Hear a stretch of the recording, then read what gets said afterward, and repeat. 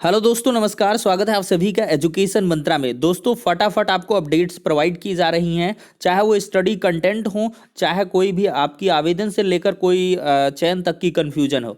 तो चलिए दोस्तों, एक बहुत ही क्लियर कट आपको सोल्यूशन में प्रोवाइड करने वाला हूं।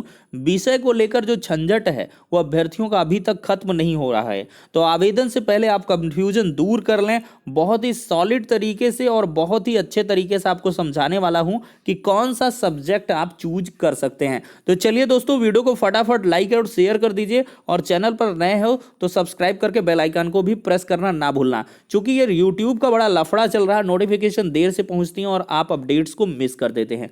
तो चलिए वीडियो सेशन को स्टार्ट करते हैं और यहां पर आपको समझाने के लिए मैं एक ब्लैंक पेपर का सहारा लेता हूं। दोस्तों देखिए दोस्तों, अगर यहां पर यूपी एडेड जूनियर शिक्षक भर्ती 2021 की हम बात करें तो स्पेशली आपको यहां पर ऐसे कुछ सब्जेक्ट्स के बारे में चीज़ें दी गई हैं।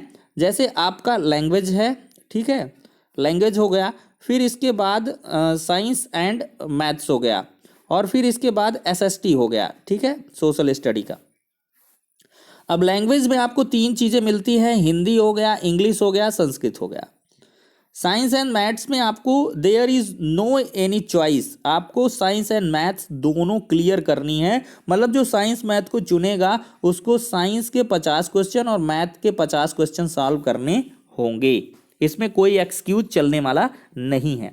अब बात एसएसटी की आती है। इसमें भी आपको history, polity, economics, geography, science, तमाम प्रकार के जो मिक्सचर क्वेश्चन है, चूंकि क्या है आपका साइंस भी घुसा रहता है, ईवीएस पार्ट डाल देगा, तमाम प्रकार की चीज़ें इसमें एसएसटी के अंदर आएंगी। 100 क्वेश्चन यहाँ से आएंगे।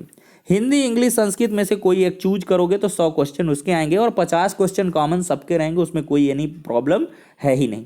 अब दोस्तों यहाँ पर सबसे बड़ा कन्फ्यूजन है कि लैंग्वेज में मैं क्या लूँ, साइंस एंड मैथ लूँ कि एसएसटी लूँ। दोस्तों यहाँ पर आपको क्लियर कर दूँ कि आपका टेट, जी हाँ, आपका टेट अगर साइंस एंड मैथ से है तो आपको साइंस एंड मैथ्स से ही आपको जूनियर एडेड का फॉर्म भरना है और इसी विषय का विकल्प आपको चुनना है। अगर आप एसएसटी से हैं तो आपको एसएसटी ही चुनना है।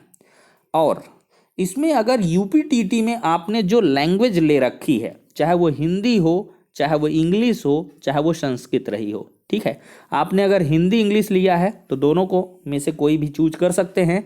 इंग्लिश संस्कृत लिया है, दोनों में से कोई चूज कर सकते हो, या कुछ भी किया है, ठीक है। उर्दू तो यहाँ पे विकल्प है नहीं, बहुत सारे उर्दू भी लेते हैं तो उर्दू ले नहीं सकते हो, तो ठीक है। अब यहाँ से कोई भी लफड़ा नहीं है। अब इससे ज़्यादा मत सोचना ग्रेजुएशन में ये नहीं था, वो नहीं था, मेरा ये था, वो थे, सेकेंड ईयर, फर्स्ट ईयर, ऐसा कोई भी लफड़ा नहीं है।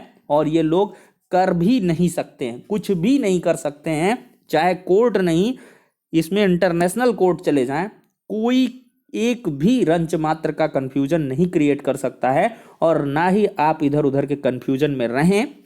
शुरुआत से लास्ट तक मैंने आपको यही कुछ बताया है। अब मुझे लगता है कि आपकी कंफ्यूजन दूर हो गई होगी। अब इससे ज़्यादा मत सोचना, नहीं फिर कंफ्यूज हो जाओगे। और जिसमें बेहतर तैयारी हो उसी को फॉर्म भरो और इसके बाद एग्ज़ाम दो धनाधन, और इसके बाद जी तोड़ तैयारी करके एक सीट पक्की कर लो। और आवेदन से पहले मैंने आपका कन्फ्यूजन दूर कर दिया है। अगर अब भी आप कंफ्यूज हो तो शायद ब्रह्मांड में आपका कन्फ्यूजन कहीं भी दूर होने वाला है। तो फिलहाल के लिए यही है, नेक्स्ट वीडियो में मिलते हैं।